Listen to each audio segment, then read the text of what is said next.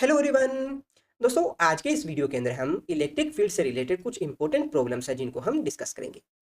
दोस्तों, अगर आप नीट की या आईआईटी एग्जाम की तैयारी कर रहे हैं तो आज की ये वीडियो आपके लिए काफ़ी यूजफुल होने वाली है। तो देरी किस बात की, चलिए शुरू करते हैं। दोस्तों, हमारा जो फर्स्ट क्वेश्चन है उसमें हमें कोई दो प्लेन दिए गए हैं। इन दोनों प्लेन को एक दूसरे के समानांतर रखा गया है, पैरेलल रखा गया है, जिनके ऊपर चार्ज डेंसिटी हमारी है plus sigma and minus sigma. अब कोई एक कण है जिस पर जो मास है वो हमें दिया गया है स्मॉल m एंड चार्ज है उस पर प्लस q। इसको क्षैतिज के साथ किसी 45 डिग्री के एंगल के ऊपर फेंका जाता है किसी u वेलोसिटी के साथ। तो दोस्तों, हमें फाइंड करना है कि हमारे इस प्रक्षेपण की जो मैक्सिमम स्पीड है वो क्या होनी चाहिए जिससे कि ये ऊपर वाले जो समतल है उसके साथ ना टकराए। ठीक है, इस कंडीशन के अंदर हमारा जो प्रक्षेपण है उसकी रेंज क्या है वो हमें फाइंड करनी है। इसका उड्डयन काल यानी कि टाइम ऑफ फ्लाइट क्या है वो हमें फाइंड करना है। उच्चतम बिंदु पर पथ की वक्रता त्रिज्या क्या होगी इसकी वैल्यू भी हमें फाइंड करनी है। तो दोस्तों, इस प्रॉब्लम को सोल्व करने के लिए हमें प्रोजेक्टाइल मोशन से रिलेटेड कुछ बेसिक जानकारी होनी चाहिए। तो सबसे पहले हम थोड़ा सा प्रक्षेपी गति के बारे में समझ लेते हैं ताकि इस प्रॉब्लम को आप अच्छे से समझ पाओ।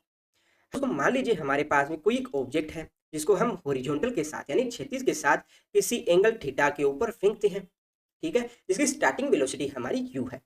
तो हमारे इस ऑब्जेक्ट के दो घटक आएंगे, वेलोसिटी के दो घटक आएंगे ना। एक घटक तो हमारा होगा क्षैतिज दिशा में यानी कि हमारा x डायरेक्शन में, जिसकी वैल्यू होगी हमारी u cos थीटा। और एक घटक हमारा आएगा y डायरेक्शन में जिसकी वैल्यू होगी हमारी u sin थीटा। दोस्तों, जब भी हम किसी ऑब्जेक्ट के मोशन को स्टडी करते हैं तो सबसे पहले हम देखते हैं उस ऑब्जेक्ट पर फोर्स कौन कौन से लग रहे हैं। तो यहाँ पर हमारा जो ऑब्जेक्ट है जिसको हम प्रोजेक्टाइल मोशन करवा रहे हैं उस पर कौन सा फोर्स लगेगा। तो आप कहेंगे यहाँ पर हमारा लगेगा ग्रेविटेशनल फोर्स लगेगा। और ग्रेविटेशनल फोर्स उसकी डायरेक्शन हमेशा towards the centre of the earth होती है यानी कि पृथ्वी के केंद्र की तरफ होती है। तो इसी कारण हमारे इस ऑब्जेक्ट पर जो ग्रेविटेशनल एक्सीलरेशन लगेगा वो हमेशा डाउनवर्ड डायरेक्शन में लगेगा, है ना। तो आप क्या कहेंगे कि हमारे इस मोशन के अंदर एक्स डायरेक्शन में वेलोसिटी कितनी है। जो स्टार्टिंग वेलोसिटी है उसकी बात करूं तो आप कहेंगे u cos थीटा होगी। स्टार्टिंग कंडीशन में y डायरेक्शन में वेलोसिटी कितनी है, आप कहेंगे u sin थीटा है। और अगर बात करें एक्सीलरेशन की तो आप कहेंगे भाई यहाँ पर x डायरेक्शन में जो एक्सीलरेशन है वो तो अपना है जीरो, क्योंकि ग्रेविटेशनल एक्सीलरेशन है वो तो हमारा लग रहा है y डायरेक्शन में। एंड हमारा जो y डायरेक्शन में जो एक्सीलरेशन लग रहा है उसकी वैल्यू है अपनी -g के बराबर। ठीक है, इसी कारण से हमारा जो ऑब्जेक्ट है वो इस तरह से मोशन करता है, क्योंकि क्या होता है इसमें जो मैक्सिमम पॉइंट होता है उस मैक्सिमम पॉइंट के ऊपर इसकी वेलोसिटी जीरो हो जाती है। इस डायरेक्शन में, वाई डायरेक्शन में, यानी कि एच मैक्सिमम के ऊपर हमारा जो यू साइन थीटा है उसकी वैल्यू जीरो होती है। तभी हमारा जो ऑब्जेक्ट है इस पॉइंट के बाद में डाउनवर्ड डायरेक्शन में मोशन करना शुरू कर देता है। और दोस्तों, हमारे इस ऑब्जेक्ट को जो स्टार्टिंग पॉइंट है उस स्टार्टिंग पॉइंट से एंड पॉइंट तक पहुंचने में जो लगने वाला जो समय है उसको हम बोलते थे उड्डयन काल, है ना, जिसको हम टाइम ऑफ फ्लाइट भी बोलते थे। और इसकी वैल्यू हमने जो इक्वेशन ऑफ मोशन है उसकी हेल्प से फाइंड की थी और उसकी वैल्यू बराबर आती है अपना 2u sin theta upon g के बराबर। ठीक है, अब आपसे पूछा जाए कि हमारा जो पॉइंट ए है, ए से इस पॉइंट तक पहुंचने में हमारे द्वारा लगने वाला समय कितना होगा। तो आप कहेंगे भाई टोटल जितना समय लग रहा है उसका हाफ लगेगा। तो दोस्तों, हमारा जो एच मैक्सिमम है उसकी वैल्यू किसके बराबर आएगी, एच मैक्सिमम हमारा आएगा you square sign square theta upon 2g। और ये फॉर्मूले हम ड्राइव कैसे कर रहे हैं इसके लिए आप प्रोजेक्टाइल मोशन से रिलेटेड हमारी वीडियो देख सकते हो। ठीक है, और हमारी रेंज के बारे में पूछा जाए तो आप क्या कहेंगे भाई ए पॉइंट से बी पॉइंट तक जाने के लिए हमारा जो क्षैतिज दूरी हम तय कर रहे हैं उसको हम क्या बोलते हैं, रेंज बोलते हैं। तो दोस्तों, जब भी आपको रेंज फाइंड करनी हो, हमारा जो प्रास फाइंड करना हो, तो हम क्या करेंगे, हमारे इस ऑब्जेक्ट का जो क्षैतिज दिशा के अंदर जो वेलोसिटी है उसका कंपोनेंट लेंगे और इस पूरे प्रोजेक्टाइल मोशन में जो लगने वाला जो समय है उससे हम मल्टीप्लाई कर देंगे तो हमारे पास इसकी रेंज आ जाएगी, है ना। तो जरा कीजिए, हमारा जो रेंज है वो किसके बराबर होगा, रेंज बराबर होगा हमारा u cos theta multiply by हमारा जो उड्डयन काल है यानी कि जो टाइम ऑफ फ्लाइट है। तो यहाँ से ओवरऑल क्या वैल्यू आएगी, हमारे पास आएगी u square sine 2 theta upon g. तो दोस्तों, चलते हैं फिर से अपने क्वेश्चन की ओर। तो हमारे पास में एक ऑब्जेक्ट दिया गया है जिसकी स्टार्टिंग वेलोसिटी हमारे पास में कितनी है, u है। और जो हॉरिजॉन्टल है उसके साथ इसका जो एंगल बन रहा है वो कितना है, आप कहेंगे 45 डिग्री है। तो जरा मुझे बताइए इसकी जो वेलोसिटी है उसके कंपोनेंट कौन कौन से बनेंगे। तो आप कहेंगे भाई दो कंपोनेंट बनेंगे, एक तो हमारा इस डायरेक्शन में बनेगा जिसको हम बोलते हैं u cos 45 डिग्री, और एक हमारा बढ़ेगा वर्टिकल डायरेक्शन में जिसकी वैल्यू होगी हमारी u sin 45 डिग्री के बराबर। ठीक है, और यहाँ पर जो लगने वाला जो फोर्स है वो किसके बराबर होगा। तो देखिए, हमारे इस ऑब्जेक्ट में क्या है, द्रव्यमान है, तो इसी कारण इस पर ग्रेविटेशनल एक्सीलरेशन लगेगा जिसकी डायरेक्शन कौन सी तरफ होगी, डाउनवर्ड डायरेक्शन में होगी। ठीक है, इसके अलावा हमारे इस ऑब्जेक्ट पर एक आवेश है, एक चार्ज है। उस आवेश के कारण इस पर लगेगा हमारा इलेक्ट्रोस्टैटिक फोर्स लगेगा। तो हमारी जो प्लेट है उस पर मौजूद जो प्लस आवेश है वो तो इसको क्या करेगा, रिपेल करेगा, प्रतिकर्षित करेगा। जबकि हमारे जो प्लेट पर मौजूद जो माइनस आवेश है वो इसको क्या करेगा, आकर्षित करेगा। तो हमारा जो नेट जो इलेक्ट्रोस्टैटिक फोर्स है वो किस डायरेक्शन में लगेगा, आप कहेंगे डाउनवर्ड डायरेक्शन में लगेगा, है ना। तो लगने वाला जो नेट इलेक्ट्रोस्टैटिक फोर्स है वो किसके बराबर होगा, तो आप कहेंगे जो नेट जो इलेक्ट्रोस्टैटिक फोर्स लग रहा है वो बराबर होगा हमारा इस ऑब्जेक्ट पर जो चार्ज Q एंड जो अपना इलेक्ट्रिक फील्ड E के बराबर होगा।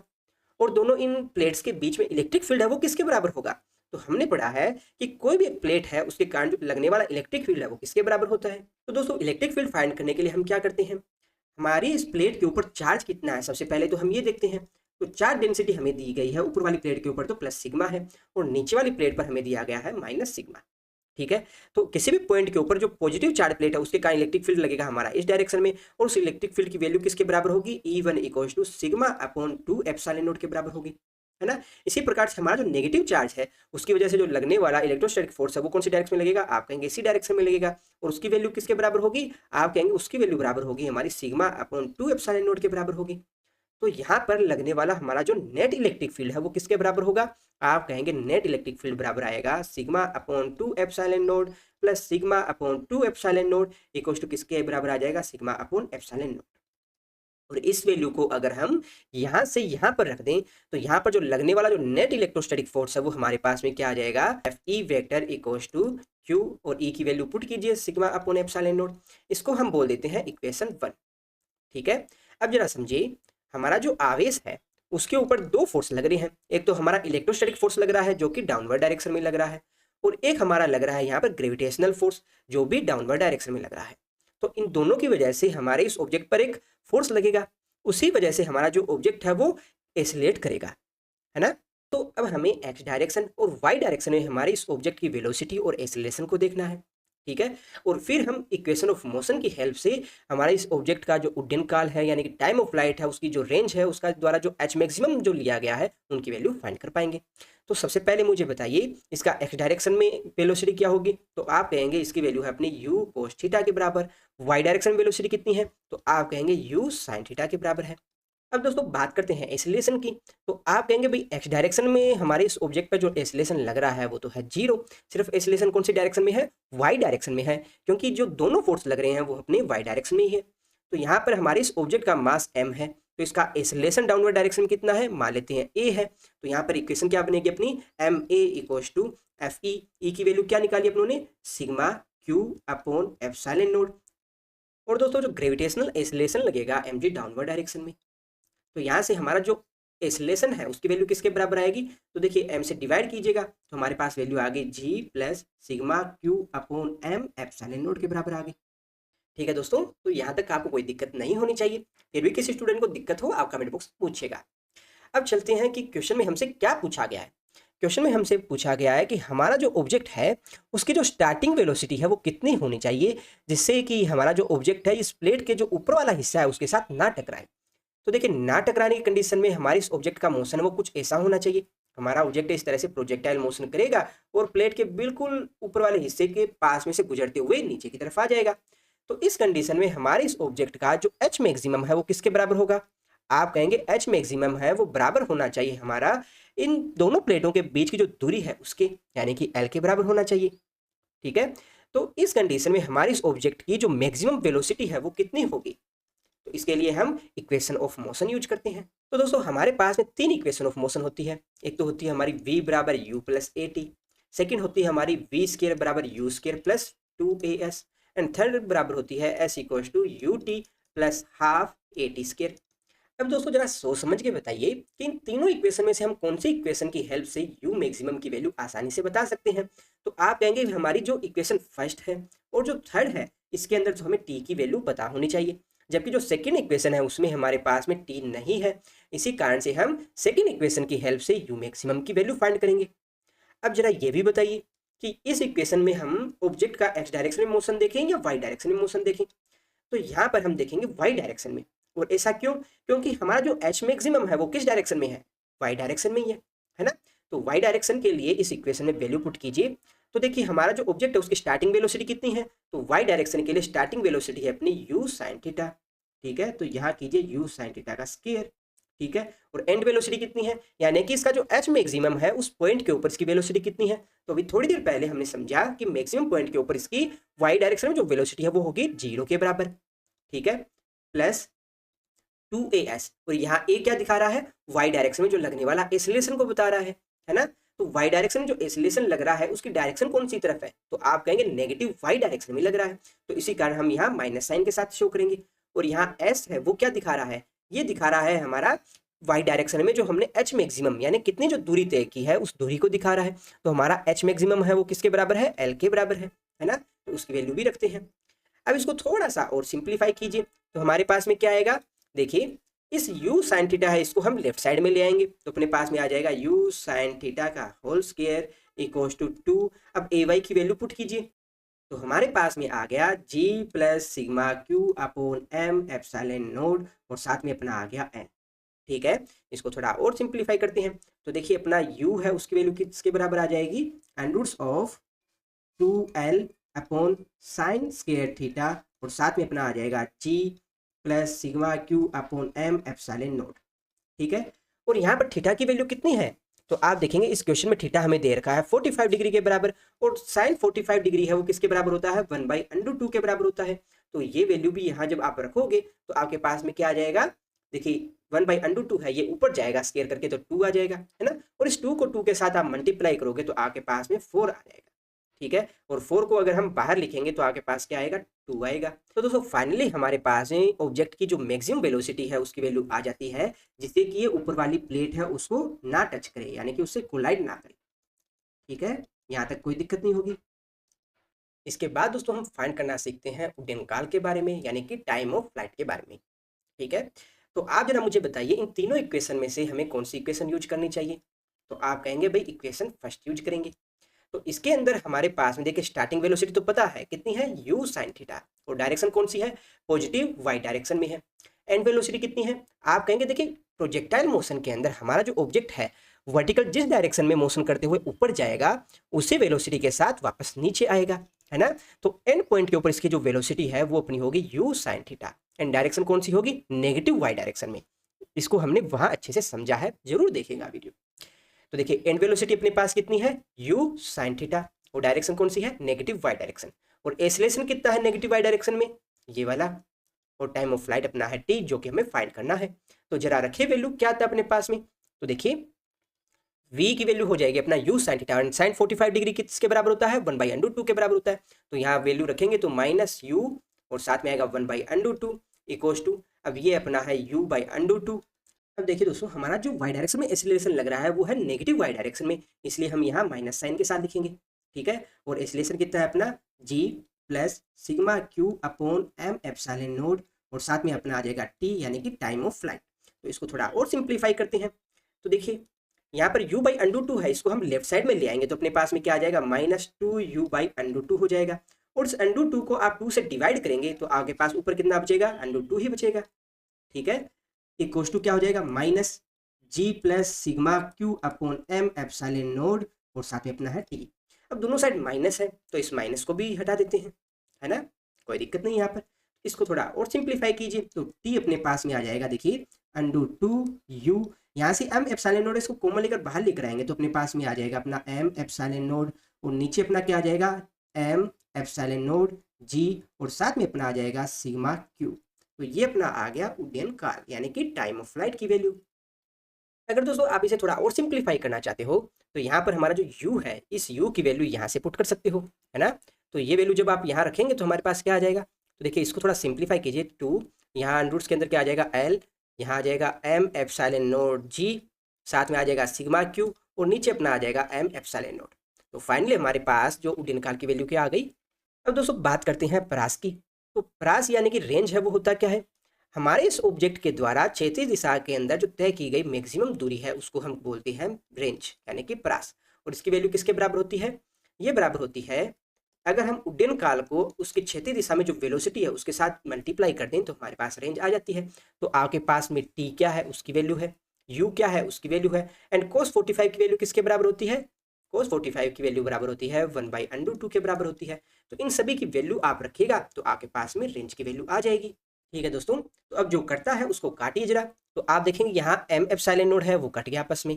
ठीक है, यहाँ पर एम एप्सिलॉन नोड जी सिग्मा ये अपना इस टर्म से कट गया। ये √2 है, ये यहाँ कैंसिल हो गया, तो अपने पास में क्या वैल्यू आई, ये 2 से 2 मल्टीप्लाई कीजिए तो 4 आ गया, और n√l को √l से मल्टीप्लाई करेंगे तो l आ गया। तो हमारे पास में वैल्यू आ गई 4l के बराबर। दोस्तों इस क्वेश्चन में सबसे लास्ट में हमसे पूछा गया है कि उच्चतम पॉइंट के ऊपर यानी मैक्सिमम पॉइंट के ऊपर वक्रता त्रिज्या है वो किसके बराबर होगी, है ना। तो देखिए सबसे पहले तो हम वक्र बनाते हैं, ठीक है, और उसकी जो रेडियस है वो मान लेते हैं यहाँ पर अपनी कितनी है, स्मॉल r है। तो दोस्तों आप इसको कुछ इस तरह से समझिए कि हमारे पास में कोई भी एक ऑब्जेक्ट है जो कि सर्कुलर मोशन कर रहा है, तभी तो उस पॉइंट के ऊपर आप उसकी वक्रता त्रिज्या है वो डिफाइन कर पाएंगे, है ना। और इस पॉइंट के ऊपर इसकी वेलोसिटी है वो किसके बराबर होगी, तो आप कहेंगे भाई क्षैतिज दिशा के अंदर जो हॉरिजॉन्टल डायरेक्शन में जो वेलोसिटी है वो हमेशा सेम रहती है। अगर इस पॉइंट के ऊपर इसकी जो वेलोसिटी है वो अपनी है u cos थीटा के बराबर, तो इस पॉइंट के ऊपर भी इसकी जो वेलोसिटी है वो किसके बराबर होगी, u cos थीटा के बराबर होगी, है ना। तो हमारे इस ऑब्जेक्ट का मास है हमारे पास में m, और इसकी जो वेलोसिटी है वो अपने पास में है u cos थीटा, और ये ऑब्जेक्ट है किसी एक वक्र के ऊपर मोशन कर रहा है जिसकी रेडियस अपने पास में r है। तो हमारे इस ऑब्जेक्ट पे कौन कौन से फोर्स लगेंगे, तो आप कहेंगे कि भाई यहाँ पर जो लगने वाला ग्रेविटेशनल फोर्स है वो लगेगा डाउनवर्ड डायरेक्शन में। इसके अलावा जो इलेक्ट्रोस्टैटिक फोर्स लग रहा है वो भी हमारा लगेगा डाउनवर्ड डायरेक्शन के अंदर, है ना। तो नेट जो फोर्स जो लग रहा है डाउनवर्ड डायरेक्शन में वो किसके बराबर होगा, एफ नेट बराबर होगा इसका जो इलेक्ट्रोस्टैटिक फोर्स यानी कि क्यू ई वेक्टर, प्लस यहाँ पर जो ग्रेविटेशनल फोर्स लग रहा है यानी कि एम जी के बराबर होगा, है ना। तो यहाँ से हमारे पास जो नेट फोर्स लग रहा है यानी कि जो इसका एक्सीलरेशन है वो किसके बराबर होगा, अपना Q sigma upon epsilon naught plus M G के बराबर होगा। अब दोस्तों हमारा जो ऑब्जेक्ट है वो तो सर्कुलर मोशन कर रहा है, तो इस पर जो रेडियल आउटवर्ड डायरेक्शन में भी एक फोर्स लगेगा, लगेगा ना, क्योंकि सर्कुलर मोशन में हमेशा एक फोर्स और लगता है, और इसकी वैल्यू किसके बराबर होगी, M V square upon R के बराबर होगी। ठीक है, तो सर्कुलर मोशन के अंदर हमारे ऑब्जेक्ट पर ये वाला फोर्स लगेगा। तो हम क्या करेंगे, इक्वेशन 1 और 2 को बराबर रखेंगे तो हमारे पास में इसकी वक्रता त्रिज्या है वो आ जाएगी। तो जरा रखिए बराबर, तो हमारे पास में आ जाएगा देखिए M V square upon R, ये किसके बराबर होगा, अपना एम ए वेक्टर के बराबर, और ए क्या है, इसका जो रिजल्टेंट जो एक्सेलरेशन है उसके बराबर है ना। तो दोनों साइड हमारा एम से एम तो कैंसिल हो गया, तो यहाँ पर अपना जो आर है उसकी वैल्यू किसके बराबर होगी, आप कहेंगे आर बराबर आ गया अपना V square upon A R के बराबर आ गया, और ए आर है उसकी वैल्यू किसके बराबर है, तो यहाँ से देखिए अपना ए की वैल्यू किसके बराबर है, अपना देखिए एम को यहाँ डिवाइड किया तो इधर वाली साइड ये एम निकल गया अपना, ठीक है, इसके बराबर होगा, वैल्यू रखिए जरा। तो दोस्तों फाइनली हमारे पास वक्रता त्रिज्या की वैल्यू आ जाएगी ये। तो किसी भी स्टूडेंट को इस क्वेश्चन में अगर कोई डाउट रह जाता है तो आप कमेंट बॉक्स में पूछिएगा, कभी कोई और वीडियो बनाकर हम इसको फिर से डिस्कस कर लेंगे। अभी के लिए चलते हैं नेक्स्ट क्वेश्चन की ओर। दोस्तों हमारा जो नेक्स्ट क्वेश्चन है उसमें हमें कोई दो ऊर्ध्वाधर प्लेटें दे रखी है जो कि एक दूसरे के बिल्कुल समान है। कोई एक कण है जिसका द्रव्यमान है m, और उस कण पर जो आवेश है वो दिया गया है +q। जब इस कण को हम मुक्त करते हैं तो ये क्षैतिज के साथ 45 डिग्री का एंगल बनाते हुए मोशन करना प्रारंभ करता है। ठीक है, तो हमें फाइंड करना है कि हमारे दोनों जो प्लेट है उसके ऊपर जो चार्ज डेंसिटी है उसकी वैल्यू हमें फाइंड करनी है। दोस्तों जब भी हमें किसी ऑब्जेक्ट के मोशन के बारे में स्टडी करना हो तो सबसे पहले हम ये देखेंगे कि उस पर जो लगने वाला जो फोर्स है वो कितना है ना, उस फोर्स की मैग्नीट्यूड कितनी है, उसकी डायरेक्शन क्या है। तो यहाँ पर देखिए हमारा जो +q आवेश है उसके ऊपर दो तरह के फोर्स लगेंगे।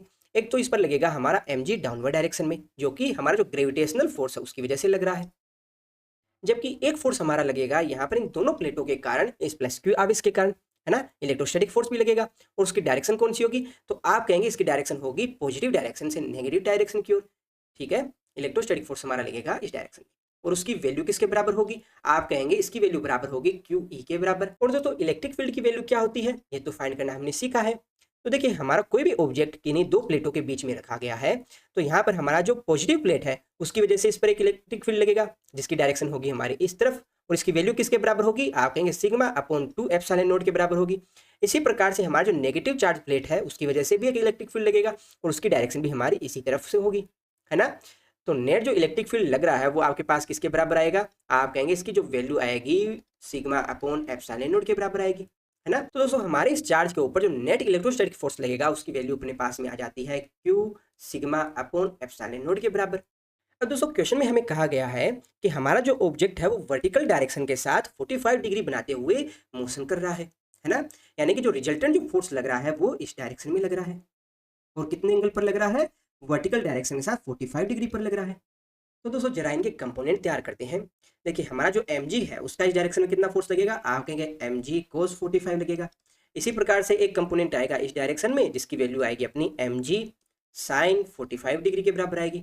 इसी प्रकार से हमारा जो FE है इसके कंपोनेंट देखते हैं। तो अगर ये वाला एंगल 45 डिग्री है तो ये वाला जो एंगल बनेगा ये भी कितना होगा, 45 डिग्री होगा। तो एक कंपोनेंट इधर आएगा अपना FE cos 45 डिग्री आएगा, और एक कंपोनेंट बनेगा अपना इस डायरेक्शन में जिसकी वैल्यू आएगी अपनी FE sin 45 डिग्री के बराबर होगी। तो आप यहाँ क्या देख रहे हो कि इस डायरेक्शन में जो लगने वाला जो फोर्स है वो अपना मैग्नीट्यूड में तो इक्वल है बट डायरेक्शन में अपोजिट है ना। तो आप क्या कहोगे, हमारा जो mg sin 45 डिग्री है वो किसके बराबर होगा, ये बराबर होगा अपना FE cos 45 डिग्री के बराबर। और हमारा sin 45 डिग्री और cos 45 डिग्री है, इन दोनों की ही वैल्यू 1/√2 होती है ना। तो दोनों को आप कैंसिल आउट कर सकते हो, कर सकते हैं ना। और हमारा जो FE है इसकी वैल्यू किसके बराबर है, आप कहेंगे Q sigma upon epsilon naught के बराबर है, और लेफ्ट साइड में अपना आ जाएगा mg। तो यहाँ से अपना जो चार्ज डेंसिटी है उसकी वैल्यू किसके बराबर आएगी, आप कहेंगे सिग्मा इक्वल टू होगा mg epsilon not by Q के बराबर होगा। ठीक है, तो इतना ही चार्ज हमारी दोनों प्लेटों के ऊपर उपस्थित होगा। पॉजिटिव प्लेट के ऊपर अपना आएगा प्लस सिग्मा जिसकी वैल्यू होगी अपना mg epsilon not by Q के बराबर, और जो नेगेटिव प्लेट है उसके ऊपर अपना आएगा mg epsilon not by Q के बराबर। ठीक है दोस्तों, तो चलते हैं नेक्स्ट क्वेश्चन की ओर। हमारे इस क्वेश्चन में हमें दिया गया है कि दो सकेंद्रीय गोलीय कोष हैं जिनकी त्रिज्याएं आपको दी गई है a एंड p है, जिन पर एक समान रूप से आवेश दिया गया है। ठीक है, दोनों गोलों की सतह पर हमें इलेक्ट्रिक फील्ड की वैल्यू फाइंड करनी है। तो दोस्तों सबसे पहले बात करते हैं पॉइंट ए के लिए। तो पॉइंट ए है हमारी इस ए रेडियस वाला जो अपना गोलीय कोष है, स्फेरिकल सेल है, उसके लिए क्या होगा, एक तरह से उसके सरफेस पर मौजूद होगा, जबकि हमारा जो बी रेडियस वाला स्फेरिकल सेल है उसके इनसाइड होगा। तो हमने स्टडी किया है कि किसी भी स्फेरिकल सेल के सरफेस के ऊपर अगर हमारा कोई पॉइंट है तो उसके ऊपर जो लगने वाला जो इलेक्ट्रिक फील्ड है वो किसके बराबर होगा, आप कहेंगे उसकी वैल्यू बराबर आएगी के क्यू अपॉन ए स्क्वायर के बराबर, है ना। और इनसाइड किसी पॉइंट के लिए हमारा जो इलेक्ट्रिक फील्ड है उसकी वैल्यू किसके बराबर आएगी, आप कहेंगे उसकी वैल्यू बराबर आएगी अपना 0, क्योंकि अपना जो स्फेरिकल सेल है उसके इनसाइड किसी भी पॉइंट के ऊपर इलेक्ट्रिक फील्ड होता है 0। तो यहाँ से जो नेट इलेक्ट्रिक फील्ड है उसकी वैल्यू किसके बराबर आएगी, आप कहेंगे के क्यू अपॉन ए स्क्वायर के बराबर आएगी। अगर दोस्तों बात करें पॉइंट बी के लिए, तो पॉइंट बी है हमारे इस ए रेडियस वाले स्फेरिकल सेल के लिए तो आउटसाइड होगा, जबकि हमारा जो बी रेडियस वाला जो स्फेरिकल सेल है उसके सरफेस के ऊपर होगा। तो दोनों के कारण जब हम इलेक्ट्रिक फील्ड देखेंगे तो उसकी वैल्यू क्या आएगी, तो ये तो है अपना आउटसाइड, तो इसके लिए जो इलेक्ट्रिक फील्ड है वो अपना बराबर आएगा के क्यू अपॉन, और डिस्टेंस कितनी है बी है तो बी स्क्वायर के बराबर हो जाएगा। और इस वाले स्फेरिकल सेल के लिए देखिए तो इसके लिए इलेक्ट्रिक फील्ड अपना बराबर आएगा, क्योंकि ये अपना सरफेस पर है ना, तो इसकी वैल्यू बराबर आएगी के क्यू अपॉन बी स्क्वायर के बराबर, क्योंकि इसकी रेडियस अपनी बी। ठीक है, तो इस बी पॉइंट के ऊपर जो लगने वाला नेट इलेक्ट्रिक फील्ड है वो किसके बराबर होगा, आप कहेंगे हमारा जो ए रेडियस वाला स्फेयर और जो बी रेडियस वाला जो स्फेयर है उन दोनों के योग के बराबर होगा, है ना। तो नेट इलेक्ट्रिक फील्ड अपना लगेगा के क्यू अपॉन बी स्क्वायर, साथ में आएगा अपना 2। तो आप क्या कह रहे हो कि अगर हमारा जो पॉइंट बी है उसके ऊपर तो इतना इलेक्ट्रिक फील्ड लगेगा और ए पर हमारा लगेगा के क्यू अपॉन ए स्क्वायर के बराबर।